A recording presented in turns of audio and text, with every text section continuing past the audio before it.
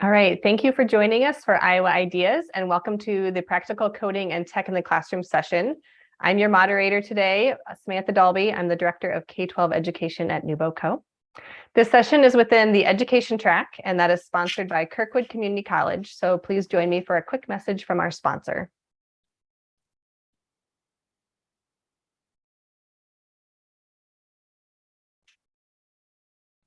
Hello, I'm Lori Sundberg. I'm the president of Kirkwood Community College, and we are proud to be a sponsor of this year's conference. The Iowa Ideas Conference brings educational sessions on a variety of topics to Iowans from all over the state. It is a terrific conference, and we are proud to be a part of it. I hope you enjoy your time at the conference. Thank you.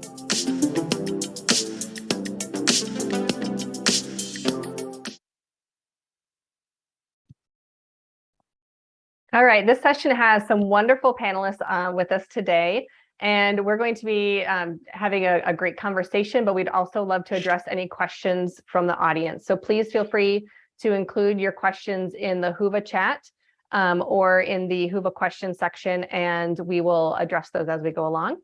Also, all of our sessions have closed caption access, and they are also all being recorded. So let's go ahead and get started. We'd like to start with introductions from our panelists. And how about Corey? You start us off. Hi, I'm Corey Rogers. I'm a digital learning consultant at Grantwood AEA. I'm also president of CSTA Iowa, which is an organization to support Iowa educators interested in teaching computer science. And Sean? Hi, Sean Roberts, Vice President of Government Affairs for Code.org, and your neighbor just to the east here in Wisconsin. Great to be here with you all today. Code.org is a national nonprofit focused on expanding access to computer science education all across the country in all 50 states. And Kate? Good morning, I'm Kate Moreland, President of Iowa City Area Development. We are a nonprofit economic development organization that focuses on workforce challenges, business attraction, existing industry support, and entrepreneurial startups. And I'm happy to be here for this discussion from a workforce perspective. Thank you. Thank you all for joining us today. So we'd like to start off a little bit with some context because we know that not everyone lives and breathes computer science education like we do. So fortunately, every year there is a State of Computer Science report that is published nationally. And we have a link for the information in Iowa that's going to be included in Whova for you to peruse. And this tells us, so I believe the data is from 2021. Is that correct, Sean? Yep. So Sean, would you start us off and kind of tell us about Iowa's position in computer science versus the nation? And then we can move to Corey and talk a little bit more specifically around the CSTA Iowa chapter. Yeah, thanks. So Iowa has made terrific strides in the past several years in terms of access to computer science. Just 5 years ago, less than half of Iowa schools were teaching at least one computer science course. That number in the past 5 years, again, has grown to 71% this year, which is just terrific progress to see. And that's the result of a lot of the work, of course, that Samantha's been doing at NewBoCo, support from the Iowa Department of Education and the governor's office and the legislature in making computer science a priority. And the national average is 53%. So Iowa has positioned itself fairly early on as a national leader in computer science education. Those we'll get into. There's certainly a ways to go. I think Iowa being in the top third or so of states that are offering computer science education. It's one of the top states in terms of the number of policies that the state has passed to promote computer science in K-12 schools. And the growth has really been great to see. It's exactly what you want to see, where we started below 50% 5 years ago, and we've seen between 5 and 10% growth each year since then, minus the pandemic year where it was relatively flat. So that kind of growth, when we've seen that in other leading states, that typically means it's sustainable. And I really think there's a lot going right with computer science K-12 education in Iowa. Great.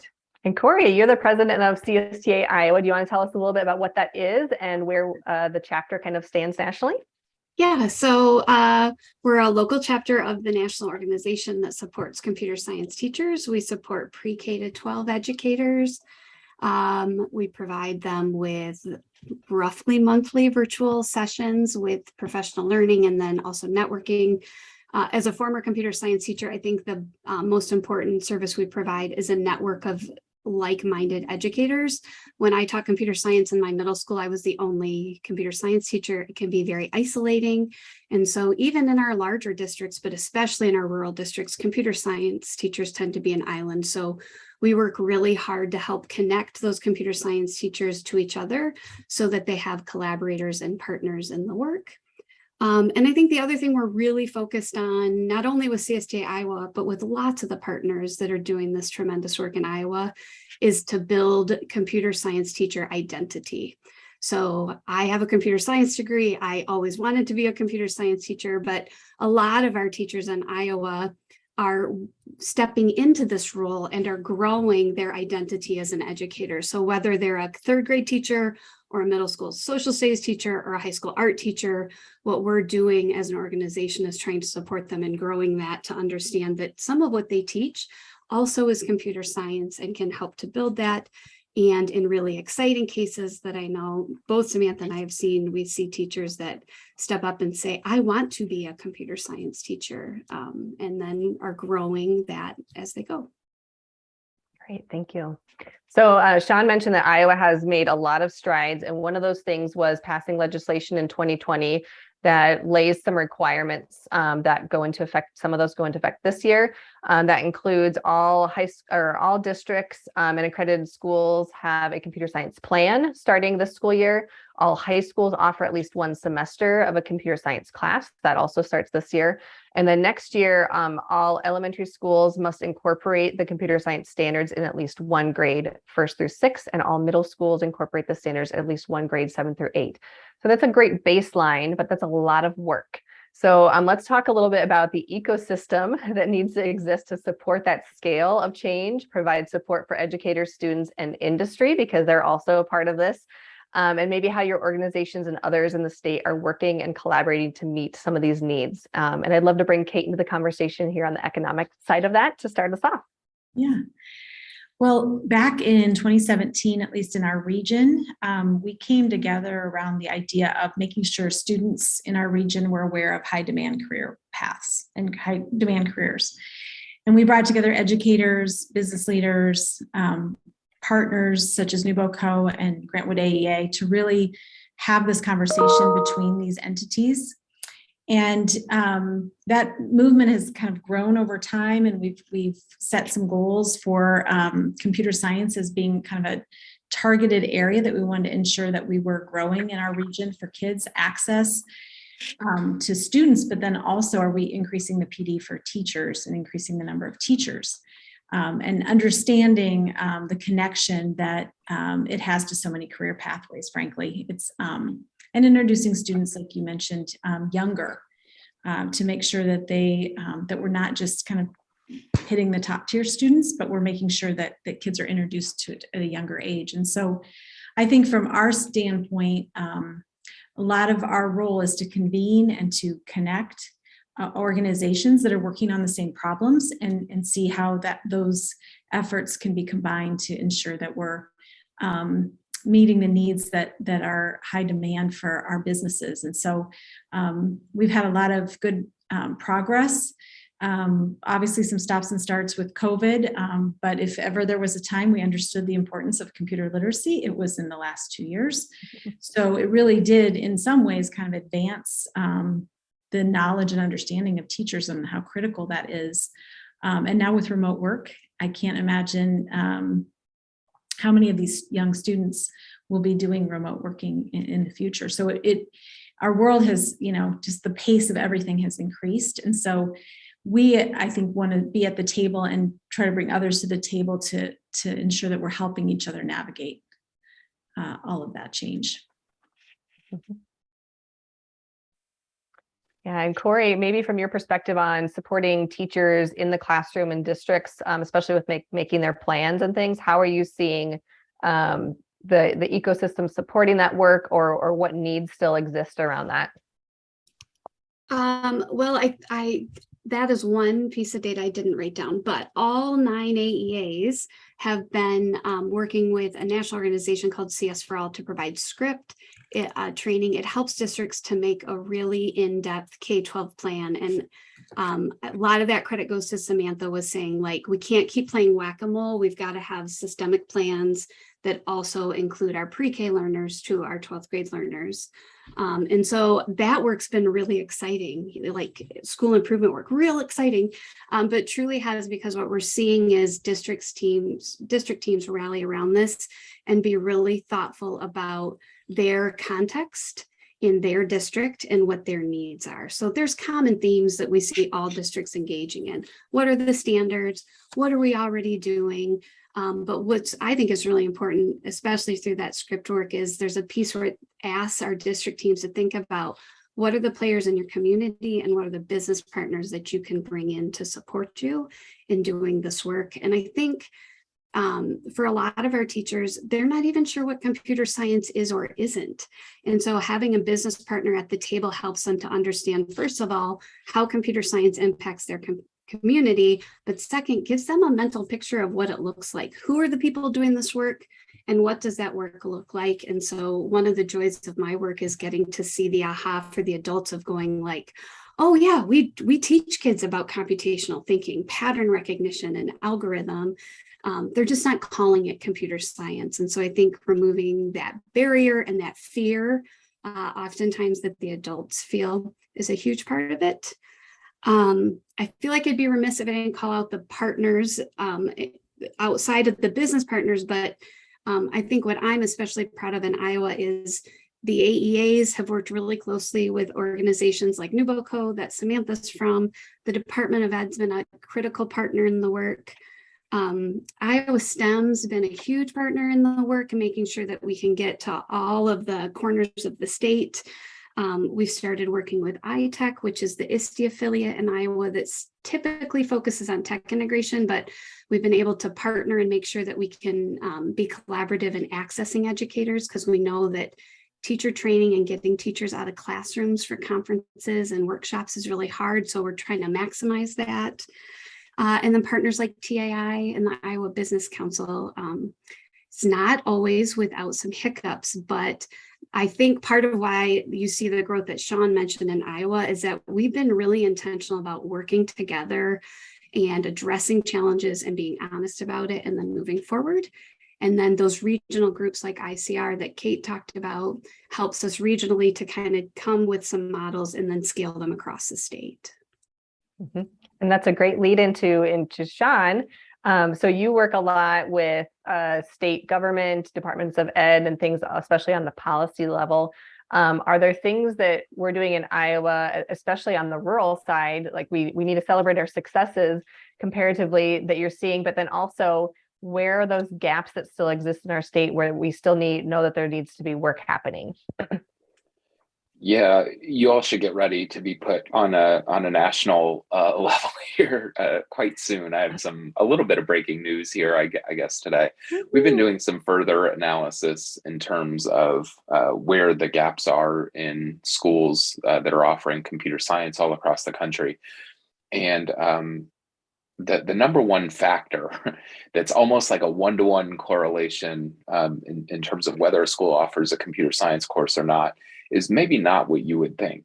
It's not necessarily poverty or the student's academic background or the type of school it is or other factor or even location for the most part. It's actually just school size. So you can look at the more students you have, the more likely you are to offer a computer science course. So schools with populations above 2,000 nationally, like 92% of those schools are offering a computer science course. And again, the national average is 53%. So what we found is that it's actually small schools that are less likely to offer. And those small schools that we can define as students less than 500 are only 37% likely to offer a computer science course. Now, this tracks with Obviously, a lot of those smaller schools are rural schools a lot of times. They just have fewer students attending those schools.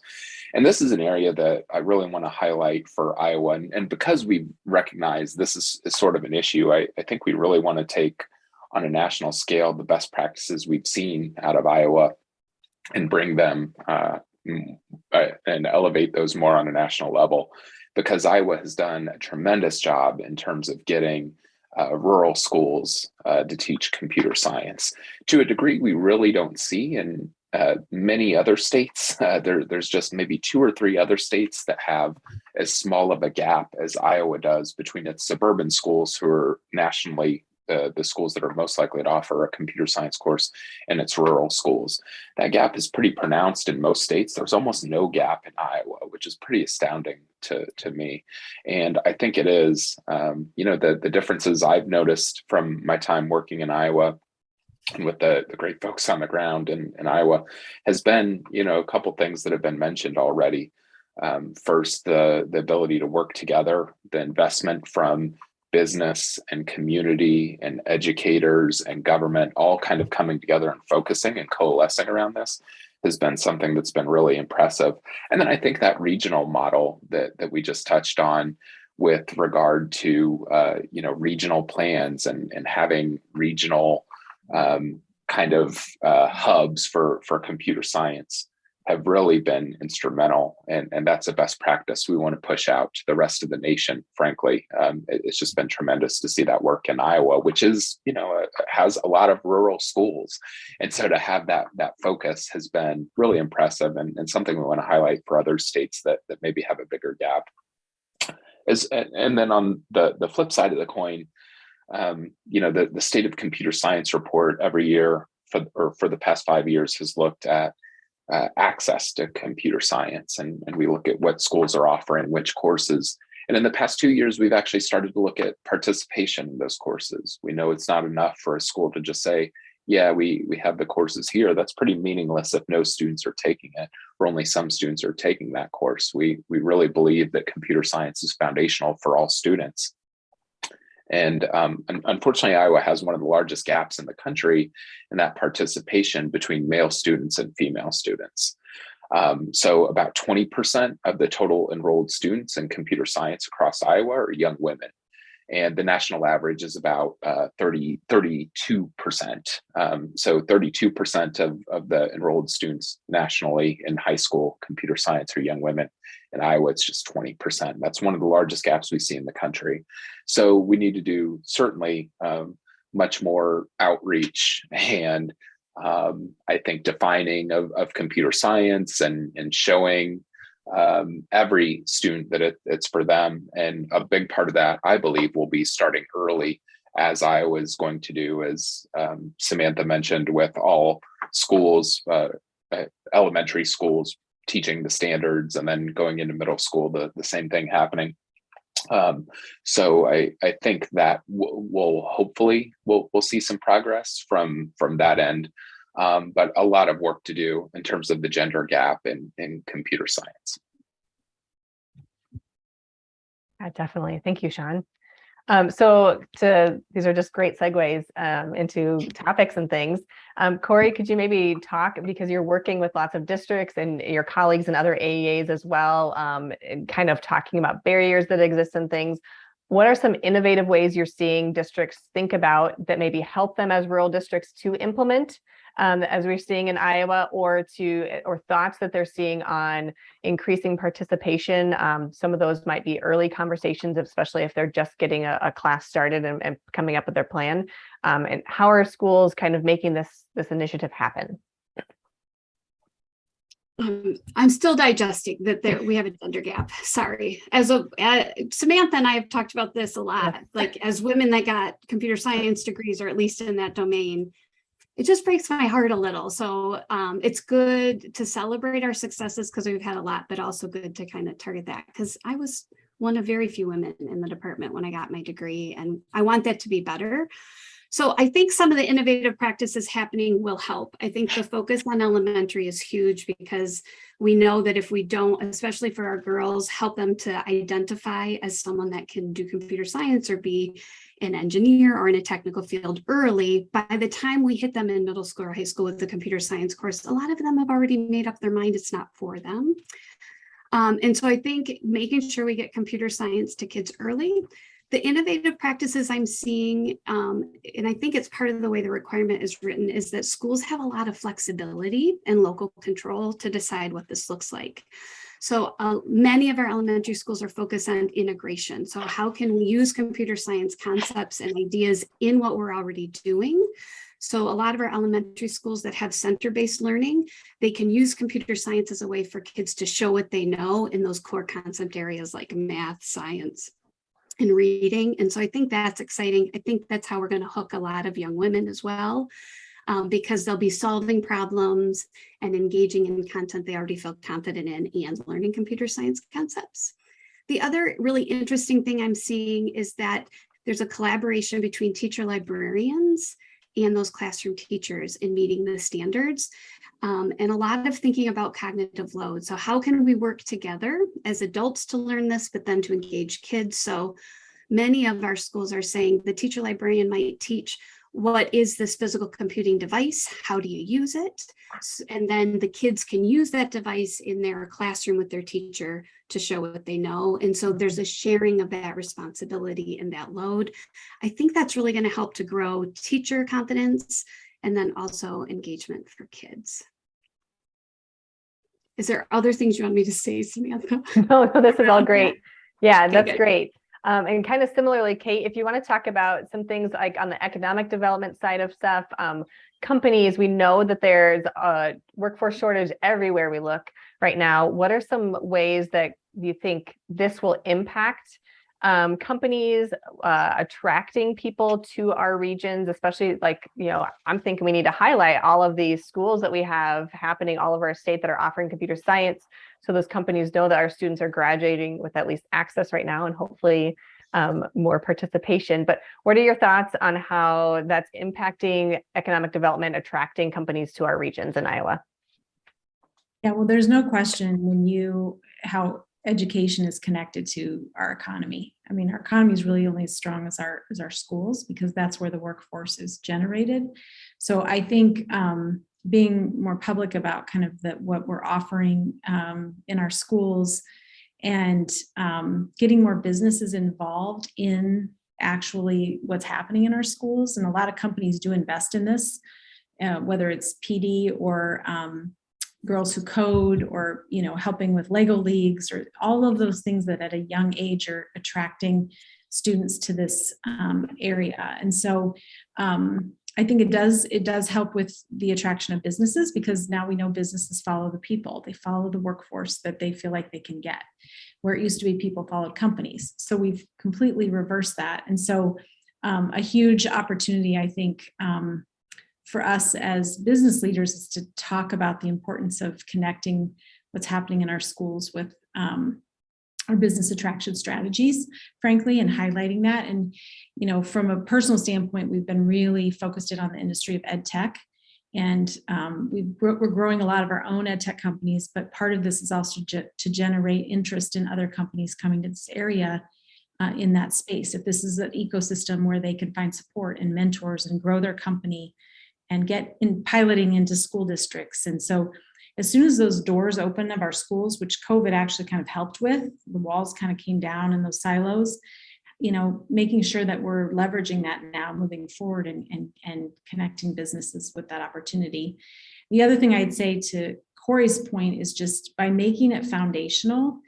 I think when you look at goals of companies and having a diverse workforce, it becomes even more important to make sure it's a foundational concept, that these computer science things are happening at a young age for all kids, because a lot of kids aren't introduced to this career otherwise. And so if we want a diverse workforce in this space, we have to be introducing it to all kids many different ways, so they can see themselves in this field. We can't grow our diverse workforce if we don't have the diverse skill set, coming out of our schools. So there's lots of layers to this, but I feel like it's a need in every single industry. So if we can communicate that to our students, that this isn't, whether you're going into law, interior design, healthcare. There's an intersection here, and we have to really make that narrative clear to kids and get them excited about the fact that this is integrated into so many career pathways. And then those that really want to go into computer programming and software engineering, they keep going down that path. But we need all of our kids to have a foundational component. Mm-hmm. Yeah, and I love that you mentioned that, computer science, a lot of times people think students are going to become software developers. And we do a lot of work to point out that all careers have needs that involve computer science, whether you're developing software or not. And that awareness is very important. Could any of you talk a little bit more about how you're seeing that message get spread out, how companies are attracting people and saying, yes, we want you to have experience with that, even though you're going to be in marketing or sales or, in another position, how schools might be addressing the myths and stereotypes around computer science, and then, anything that's regionally, statewide, or even nationally that we're seeing to kind of break down those barriers. Yeah, I think I can start and offer the example that always sticks out in my mind is I was in Kentucky and meeting with a legislator about computer science in schools in Kentucky. And he was talking about how he has two sons, and one was a computer science major and went into doing that kind of work as a programmer. And his other son is a farmer, took over the family farm. And he said his son that's the farmer uses more computer science than the programmer son does, on a daily basis. He was talking about how, everyone talks about how the future is self-driving cars. No, the future is the present with self-driving farm equipment. And there's not a huge market in rural Kentucky for people who can come out and program that equipment or focus on that equipment or repair it when something's wrong or hack it when they need to. And his son that's the farmer is the one using those skills. So that always really stuck with me as something that I took away. And we know that computer science is in all fields, medicine and law and things like that. It's also in fields you don't really think about, like farming, like ranching. I met a student in Wyoming one time who developed an app for his dad's cattle ranch that kept track of calf birthing records and immunizations and things like that, because his dad previously was just keeping it on yellow notepads or whatever, and it was hard to sift through. So those kind of things and examples really stick out to me and have calcified for me that computer science really is in every industry and in every career. And to the point made earlier by Kate, it really is foundational for all students in all careers.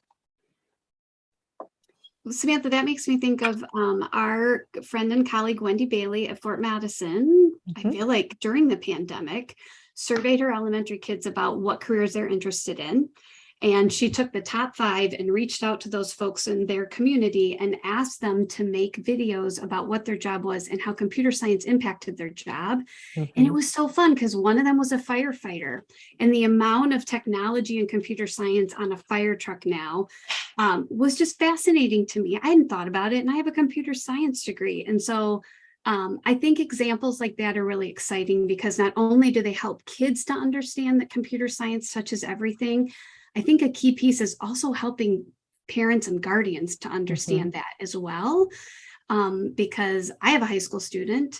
And so I would say it's kind of scary to think about her entering into college without a plan because of the expense. And so I think making sure that we provide opportunities, A, for kids to understand what jobs and careers are, but then B, to understand how computer science would impact those, and then finding a place where they fit. So you can love computer science and use it a little bit in your job and be that much more attractive to employers and that much more productive on the team with, again, back to that foundational knowledge. I don't believe every student in Iowa will be a computer engineer, but I do think it's really important that they're all conscious consumers and that they ask questions and they understand computers aren't magic. They're designed by people, so we can make them better. And the systems that we're creating can also be better and help our communities. And I feel like that's where we can do a good job of catching kids as well. Corey, I'd love to see that video, by the way. Yeah, we'll get it for you. It's really fun. It's super They're great. great. And I might just add, a few years ago, as part of this ICR Future regional group, we did a teacher career fair. So we went to a district and we had employers come in all the different pathways, and they rotated rooms, and it was just for educators, and they could have conversations with employers about what skill sets they were hiring for and what they needed. And I distinctly remember being in the agricultural one, and there was a dairy farmer, and he said, I need kids with computer literacy. And the teachers are like, what? And he's like, well, I have a dairy farm, and robots are the ones that are running the dairy farm. And so I need people with, computer literacy to help. And that was a farm that was 4 miles from the school. And these educators had no idea that's what was going on that farm. So I also think educating the educators on, how these skill sets are woven into careers so that they can talk to their students about it, it is really important. And, I've kind of stopped asking kids, what do you want to be when you grow up? I always ask them, what problems do you want to help solve? And so a lot of the messaging, I think, needs to be, a lot of solutions are solved through technology, not all, but a lot of them. And so no matter what field you're in, you're going to be solving problems. And so to have enough of a computational and computer science literacy to be able to help think through, you might not know all the details, but you have an idea of how that problem could be solved. So I would just add educators to the group that we need to continue to educate. Things are changing so fast. Yes. I'll just kind of pick up that thread, because a lot of the work that Corey and I do are working with in-service educators, kind of like preparing them on the back end because they don't have that experience prior. So what do we see nationally, Sean, with like pre-service training happening so that teachers are getting access to that earlier before they graduate? They're coming into school, having some background on that. And then the school's job is just to make sure that they're implementing it the way that school is chosen, but they aren't starting from scratch.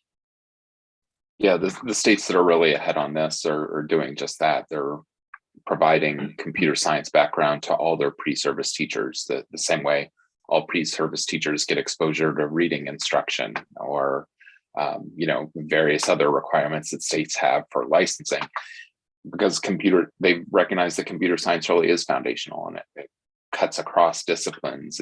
It's not just in science, it's in math, and it's in English language arts, and it's in social studies. So really, this is a skill all teachers need at least exposure to and to understand. If they're going to be expected to address these standards, that needs to be where it goes. And that can look different in a lot of different ways. Indiana University, I always give a shout out to, because it's my alma mater for undergrad. So I like to brag on IU quite a bit. But at Indiana University, they were really leaders in this, and I have to give them a lot of credit. They had an existing ed tech credit course that all pre-service teachers had to get. And one thing they realized is that course was becoming so out of date as more and more digital natives were coming into their school of education, that were like, yeah, I can figure out how to use a smartboard. Like that's not gonna help. Like, I can read the directions for it, or I can look up a YouTube video on how to use this model or whatever. And so they incorporated just 2 weeks out of that course initially to teach computer science and let educators know, here's what computer science is, here's how it's relevant in your practice. And since that time, Indiana has become one of 5 states that requires all their pre-service teachers to be exposed to computer science. And it can be just that 2-week, carve out in an existing course. It could be an entire semester. Other states have made it part of the accreditation process for the pre-service provider. So to get accredited as a certifier of teachers, you have to show that you're teaching students computer science.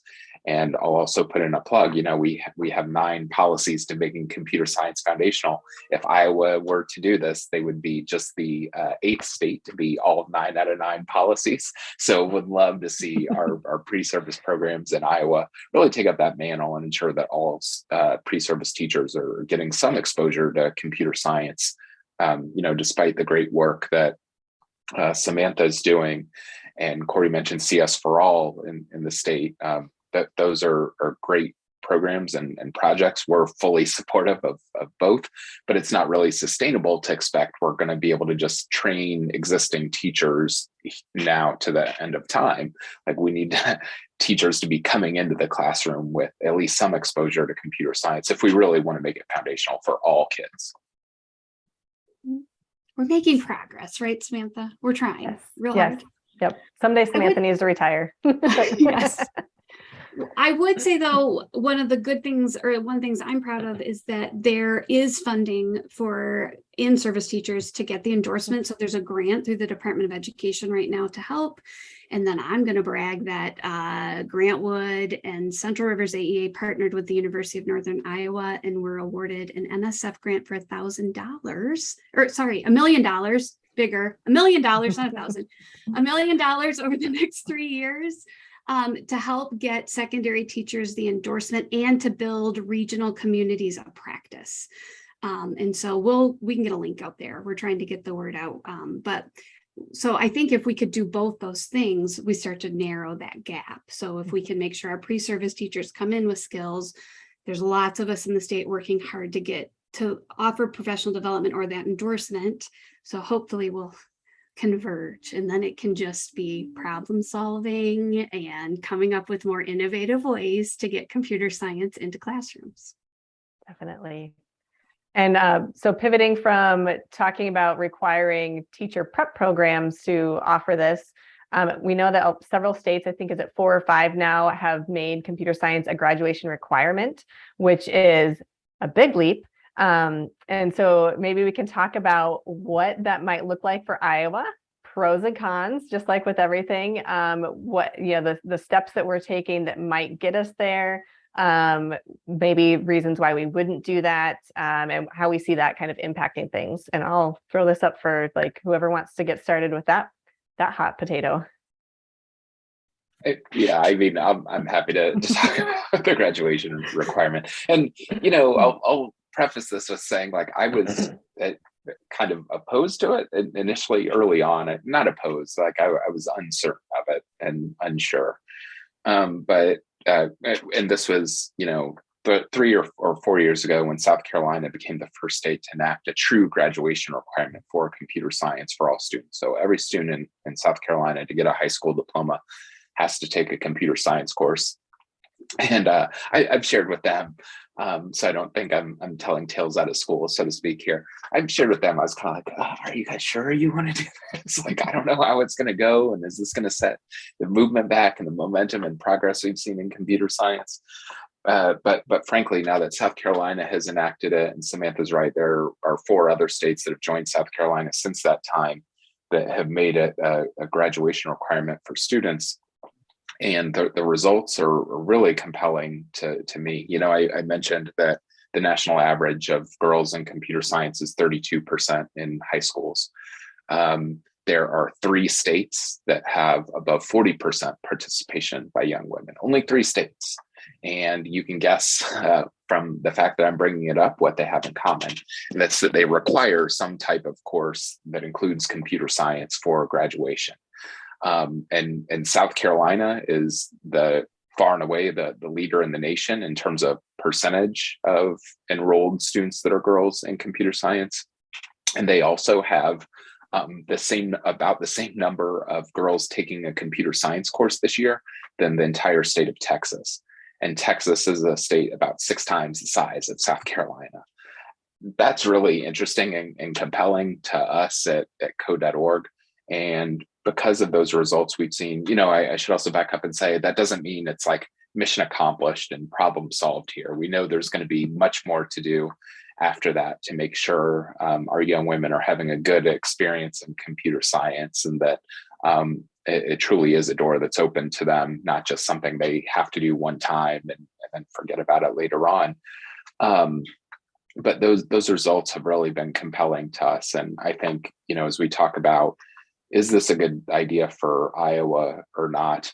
I'll go out on a limb and say I think Iowa is probably better positioned to do a graduation requirement for computer science than maybe any other state in the country that hasn't done it already. And I think that's due to the work that's been done on the ground, as we talked about, not having really a gap in who's offering between our suburban and rural schools is a great first start. That's always like the biggest hurdle as states are starting to take this on, is getting it into schools. Iowa's largely done a lot of that work already. And the fact I think there are only like 14 credits that are required right now for an Iowa diploma at the state level. I know districts have their own requirements and things like that, so I don't mean to minimize the issue, but I think there's more room in Iowa for a graduation requirement for computer science than we see in other states that a lot of times require 24 or 23 credits to graduate.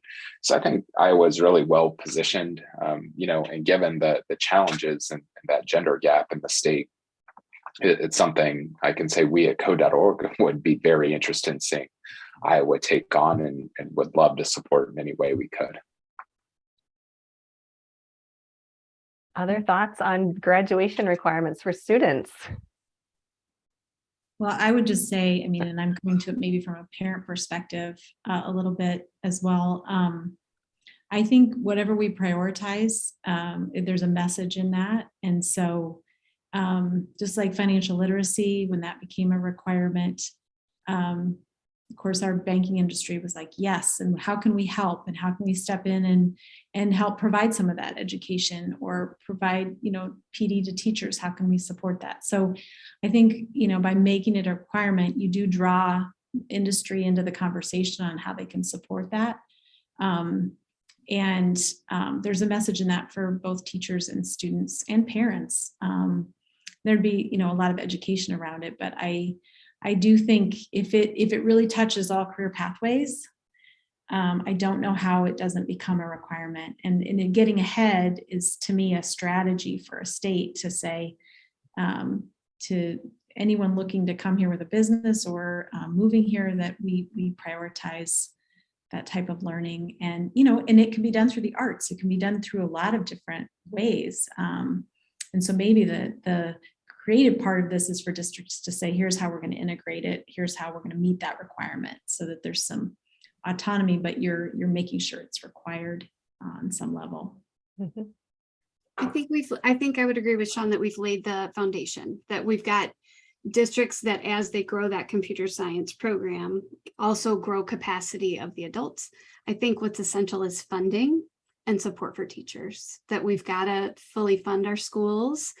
And I have to be the voice of the teacher, like, we're short teachers as it is this year for core concepts. And so I think making sure that our school districts and our administrators feel like there's the financial support, but then also the professional development support would be another key factor in making sure that that's successful. But I feel like we're on this panel because we all believe that would be a good idea. So I agree with Kate. I think tying it into those career fields is essential, because we know that kids need that. And so making sure they have that foundational experience would be critical. Mm-hmm. Yeah, and I'll shout out a resource I just shared this week that's new from CodeHS. They have an ability for students to go in and say, I'm interested in fashion or healthcare or whatever. And then on their page, when they filter down, can see examples of how computer science plays a role in those fields. I know that there's been other resources that exist that allow you to talk with people in different fields or see videos from people. I think more and more of that is helpful to demystify how computer science skills are used in different areas, because in schools, it is that foundational piece, that you're going to build on, but students are more interested in how they can use them, in my experience. And they want to know how they're going to apply, things in general. Like, we hear that in math all the time. When am I going to use this? Those kind of things. And we can show them that in tangible ways throughout. This conversation kind of leads back into when we were talking about, Corey, collaborating within schools and teacher librarians and classroom teachers and things like that. And you mentioned PD. So maybe you could talk a little bit about all of these great things happening in Iowa, specifically around how teachers are being supported through professional development. We've had huge wins in the past few years. And I know funding has gone from nothing to small amounts of grants to $500,000 by the legislation, and then millions of dollars through appropriating some some funds directly for computer science. So maybe you can talk about how those have been used and teachers are taking advantage of them. Yeah, for sure. So along that funding route, we feel super fortunate. So the Department of Ed, through a variety of funding sources, has been super supportive. The all 9 AEAs in the past 2 years have been awarded $1.2 million for training. So in the 2020-21 school year, we trained 350 secondary teachers. So that'd be 6th grade to 12th grade teachers. And then last summer, so in the 21-22 school year, we grew that to provide training for pre-K to 12 teachers. We trained almost 1,200 teachers. And I think what's even more exciting is that momentum. So this fall, presence on social media, being in classrooms, seeing teachers using what they learned, seeing kids be engaged and excited has been really, really exciting to see. So that like forward momentum is what we're hoping for, because those of us that have been in schools know if there's a 2nd grade teacher that gets real excited about it and their kids and their families are loving it, by next year it grows to more of those classrooms. And so I think that's how we slowly grow this in a way that's sustainable. The other thing that we're really proud of is that CSTA Iowa partnered with the Iowa STEM group. We had scholarships for 101 teachers to go to the national conference, which is a big deal because you're there with, there were almost 2,000 teachers from across the world, not just our country, but across the world. So it's all the computer science teachers in one place. I should have brought a picture, but anyway, we have a great picture of us. We're the largest chapter there. We had over 115 Iowans there. And again, that positive momentum of folks reaching out, continuing to grow, and then having a network that goes beyond Iowa. So I think part of what I get a lot of energy from, and I know Samantha does from our work, is when you have partners that are outside of your state, like Sean, we're able to say, well, here's what happens in South Carolina, or here's what happens in Indiana. Could we try to replicate that? What does it look like in Iowa for us to do something similar? So the funding and that support has been critical. And we're looking ahead to next summer. So this past summer, Samantha's organization, NuboCo, really took the lead. We had our first Iowa Computer Science PD Week in Ames. We had, I think, 120 teachers roughly. Samantha can correct me if I'm wrong there, which was really exciting, building that community. And we had a meeting this morning starting to plan for next summer. So stay tuned, but having our teachers together and then hopefully bringing some of those business partners in again, so we can help our teachers understand what those partnerships look like is exciting. But the funding is critical. Having the funding to train teachers so they're confident and excited about this is what helps us to grow it. Yep. And I think I'll add on there that the training around content is very important, but we've also seen since the beginning of this work that community piece is non-negotiable. We see the success when people are feel supported, feel like they have that network, feel like they have a community. And I think that that group that went to the CSTA National Conference got to see how, like, they got to see where we compared when they would go into sessions like, oh, well, we've already been doing that. Or someone's asking them like, hey, what's happening in Iowa? They start to see that and feel really, really proud of their state and all of the work that they are a part of, because they're just in their classrooms and they've been working hard, but they don't know where they compare nationally or to other areas. So making sure that they are connected, that they have people to reach out to is something that we really want to continue to support as part of that training so that we can keep this work going and make sure that people are still actively engaged in that piece. And now I forgot what I was just going to lead into because I was I had a good cadence there. We're going. So we talked about the gender gap, but we know that especially a lot with DEI focus around areas, gender is not the only piece involved. And Iowa has a large changing demographic, especially in the past few years. What are some ways, maybe Sean, you can give us like a preview of things that other states have done. Corey, you can talk about things happening in districts around DEI in general, or systems change type things, and Kate around just how our populations are changing and how that impacts our needs with families moving into our regions. What are things that we need to be aware of to make sure that all students truly are supported and have access and feel like they can be seen in this work? And that goes into the teacher training on how to do that, but also just the messaging that we're pushing statewide.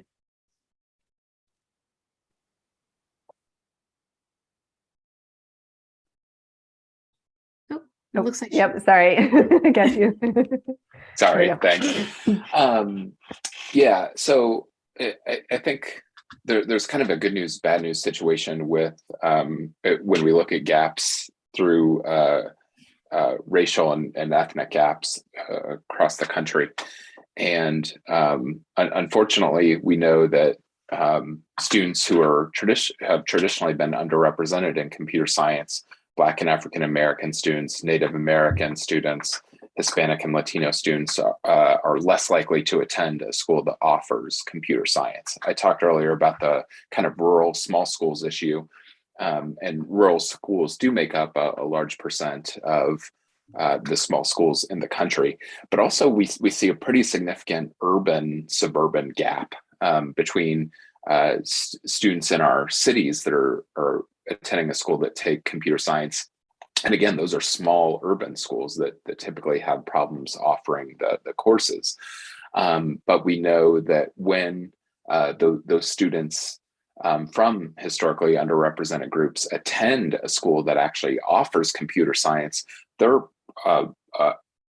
for the most part just as likely to take it as their peers from other racial and ethnic groups.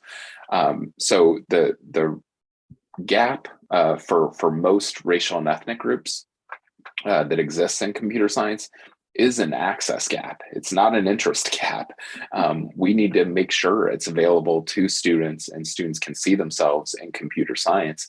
And that's an adult problem. You know, it's been a failing on us as policy leaders and education and in computer science. So really it's more of an access, or has historically, when we look across the country, been more of an access gap. And so the states that have very low racial and ethnic gaps in participation in computer science are unsurprisingly the ones that are offering it in the most schools. I think from my point of view, there's a couple things we're pushing hard on to try to move the needle. The first is working with school counselors.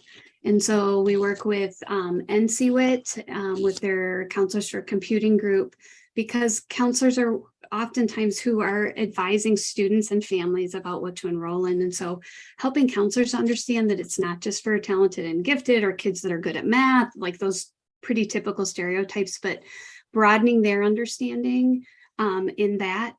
I had another point that now escapes me. Helping kids to see that like who is appropriate for computer science. So like last year for Our Code, we made a ton of computer science posters so kids could see what computer scientists in Iowa look like. It feels small, but seeing themselves, I think, is huge. And then the other thing as an AEA computer science team we've been working on is, especially with high school computer science teachers, talking through barriers of enrollment. So oftentimes there's these historic enrollment prerequisites, like you have to have Algebra 2 or you have to have had 2 years of science or whatever it is. And so really having conversations with teachers about like, why is that prerequisite there? Are kids going to use Algebra 2 math in your computer science course? Because if they aren't, some of those barriers also impact the kids that get into those classes or believe that they could be successful in them. And so it makes sure that it's accessible.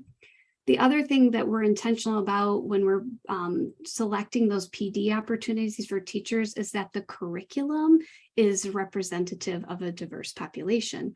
So even our kids in rural Iowa that may not have a very diverse classroom are exposed to what computer science looks like. And when they're developing solutions to problems, like Kate said, and using computer science to do that, that they are thinking about what our world population looks like and trying to find ways to make sure that they're addressing the needs of all potential users, not just those that they see in their communities. And so I think doing that helps us to slowly start to move the needle on making sure that more kids have access in Iowa.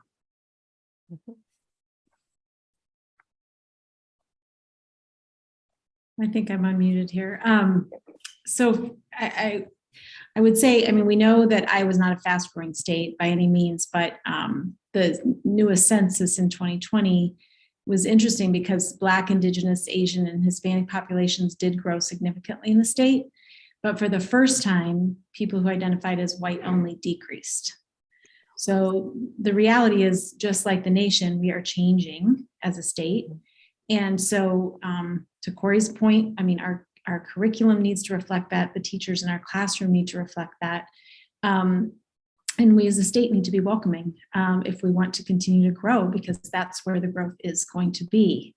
So sometimes I like to say it's not rocket science, people, but sometimes it feels like it is. So I think there's a lot of different strategies that that we each and in every lane we can look at, because it's important from a business perspective if you're trying to attract talent, certainly to be a welcoming business, and then communities to be welcoming, and then just ensuring